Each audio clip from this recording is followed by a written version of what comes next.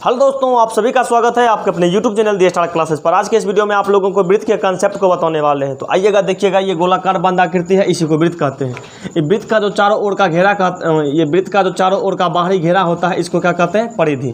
देखिएगा, वृत्त को दो बिंदु पर प्रतिच्छेद करने वाली रेखा को क्या कहते हैं? छेदक रेखा। उसके बाद वृत्त को दो बिंदु पर स्पर्श करने वाली रेखा को क्या कहते हैं? जीवा। और वृत्त की सबसे बड़ी जीवा होती है बीचों बीच। वृत्त की सबसे बड़ी जीवा होती है बीचों बीच। उस जीवा को क्या कहते हैं? वृत्त का व्यास। उस जीवा को क्या कहते हैं? वृत्त का व्यास।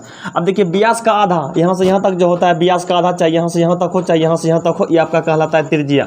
त्रिज्या आकार से दिखाते हैं और व्यास को डी से दिखाते हैं। ठीक, उसके बाद देखिएगा, उसके बाद बताना है त्रिज्यखंड। तो त्रिज्यखंड क्या होता है? जैसे मान लीजिए ये आपका वृत्त हो गया, ये आपका वृत्त हो गया और ये आपका दो क्या हो गया? त्रिज्या हो गया। देखिए, ये वृत्त की दो त्रिज्या हो गया और ये चाप की लंबाई हो गया। वृत्त के दो त्रिज्या और चाप की लंबाई से घिरे क्षेत्र को जो होता है, इसी को त्रिज्यखंड कहते हैं। इसी को क्या कहते हैं? त्रिज्यखंड। देखिएगा, ये एरिया जो है ये भी त्रिज्यखंड कहलाएगा और ये जो एरिया है ये भी त्रिज्यखंड कहलाएगा। इसका आकार छोटा है तो ये हो जाएगा लघु त्रिज्यखंड। ये क्या हो जाएगा? लघु त्रिज्यखंड। ये क्या हो जाएगा? ये आपका हो जाएगा दीर्घ त्रिज्यखंड। ये क्या हो जाएगा? दीर्घ त्रिज्यखंड। उसके बाद देखिएगा, वृत्तखंड क्या होता है? वृत्तखंड क्या होता है? सबसे पहले ये समझिए कि ये आपका वृत्त हो गया और ये आपका क्या हो गया? जीवा। ये आपका क्या हो गया? जीवा। तो देखिएगा, वृत्त के जीवा और चाप की लंबाई से घिरे क्षेत्र को, ये चाप, वृत्त की जीवा हो गया और ये चाप, ये वृत्त की क्या हो गया? जीवा, और ये क्या हो गया? चाप। यानी कि वृत्त के जीवा और चाप से घिरे भाग को क्या कहते हैं? वृत्तखंड कहते हैं। देखिए, ये भी आपका वृत्तखंड हो गया और ये भी आपका क्या हो गया? वृत्तखंड हो गया। तो ये छोटका हो गया तो इसको कहेंगे लघु वृत्तखंड और इसको क्या कहेंगे? दीर्घ वृत्तखंड।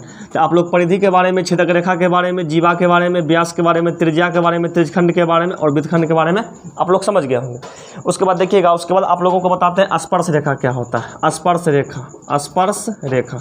देखिए, स्पर्श रेखा जो होता है, जैसे मान लीजिए ये आपका वृत्त हुआ। स्पर्श रेखा उसको कहते हैं जो वृत्त को केवल एक बिंदु पर स्पर्श करता है। स्पर्श रेखा उसको कहते हैं जो वृत्त को केवल एक बिंदु पर स्पर्श करता है। वृत्त को एक बिंदु पर स्पर्श करने वाली रेखा को स्पर्श रेखा कहते हैं। स्पर्श क्या कहते हैं? स्पर्श रेखा वृत्त को जिस बिंदु पर स्पर्श करती है, इस बिंदु को क्या कहते हैं? स्पर्श बिंदु।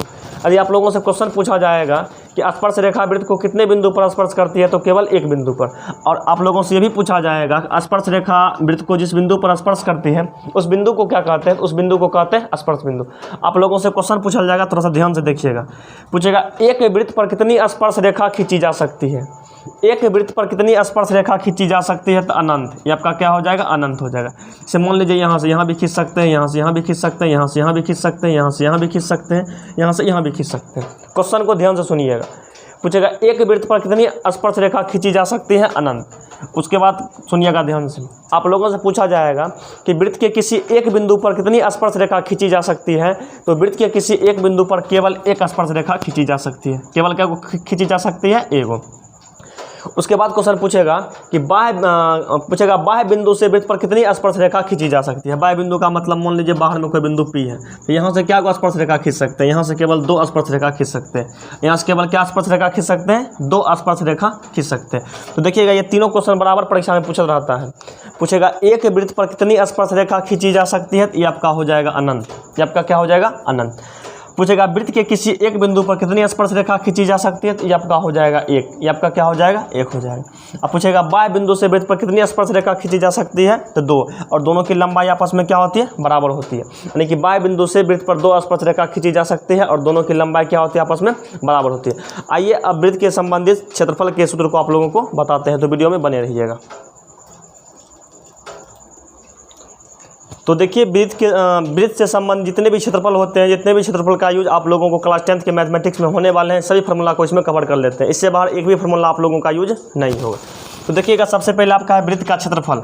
तो वृत्त का क्षेत्रफल जो होता है, ये आपका पाई आर स्क्वायर हो जाता है। उसके बाद पूछा जाएगा वृत्त का परिधि। तो वृत्त का परिधि हो जाता है 2 पाई आर। वृत्त का परिधि 2 पाई आर। वृत्त का परिधि क्या हो जाता है? 2 पाई आर। पूछेगा अर्धवृत्त का क्षेत्रफल, तो ये होता है हाफ पाई आर स्क्वायर, यानी कि 1/2 पाई आर स्क्वायर। ये आपका हो गया अर्धवृत्त का क्षेत्रफल। पूछेगा अर्धवृत्त का क्षेत्रफल, तो क्या हो जाएगा? 1/2 pi r square. 1/2 pi r square. अर्धवृत्त का क्षेत्रफल क्या हो जाएगा? अर्धवृत्त का क्षेत्रफल हो जाएगा 1/2 पाई आर स्क्वायर। फिर पूछा जाएगा अर्धवृत्त का परिधि, तो ये आपका क्या हो जाएगा? पाई आर प्लस में डी या pi r plus 2r। Pi r plus में डी या पाई आर प्लस में 2r। ये आपका क्या हो जाएगा? अर्धवृत्त का क्या हो जाता है? परिधि हो जाता है। फिर पूछेगा त्रिज्यखंड का क्षेत्रफल। तो त्रिज्यखंड का क्षेत्रफल होता है θ/360 डिग्री गुना क्या होता है? पाई आर स्क्वायर। जैसे मान लीजिए ये आपका वृत्त हो गया और ये आपका क्या हो गया, 2 त्रिज्या हो गया, और 2 त्रिज्या हो गया। और यहाँ जो कोण बनाता है, ये कोण मान लीजिए थीटा है। तो ये जो एरिया है यही एरिया को कहेंगे त्रिज्यखंड। तो त्रिज्यखंड का क्षेत्रफल निकालने के लिए क्या करना है, जो केंद्रीय कोण होगा उसके नीचे कर देना है 360 डिग्री और गुणा कर देना है पाई आर स्क्वायर। तो इस एरिया का क्षेत्रफल निकल जाएगा। उसके बाद वृत्तखंड का क्षेत्रफल निकालने के लिए का जो सूत्र होता है R square into pi theta बटा 360 डिग्री माइनस में 1/2 उसके बाद साइन थीटा। ये आपके वृत्तखंड का निकालने का फॉर्मूला होता है। चतुर्थांश का क्षेत्रफल क्या होता है, 1/4 pi r square. 1/4 pi r square, 1/4 क्या हो जाता है, पाई 1/4 पाई और 1/4 पाई आर स्क्वायर। ये आपका क्या होगा, वृत्त के चतुर्थांश का क्षेत्रफल। देखिए चतुर्थांश का मतलब क्या होगा, तो मान लीजिए ये आपका हो गया वृत्त, इसको अभी 2 भाग में बटा गया है या 4 भाग में बटा गया है। तो 4 भाग में प्रत्येक भाग को क्या कहते हैं, प्रत्येक भाग को कहते हैं चतुर्थांश, यानी कि चतुर्थांश का मतलब चौथा भाग। चतुर्थांश का मतलब क्या हो जाता है, चौथा भाग। तो चतुर्थांश का क्षेत्रफल जो हो जाएगा ये आपका हो जाएगा 1/4 pi r square, 1/4 pi r square. तो ये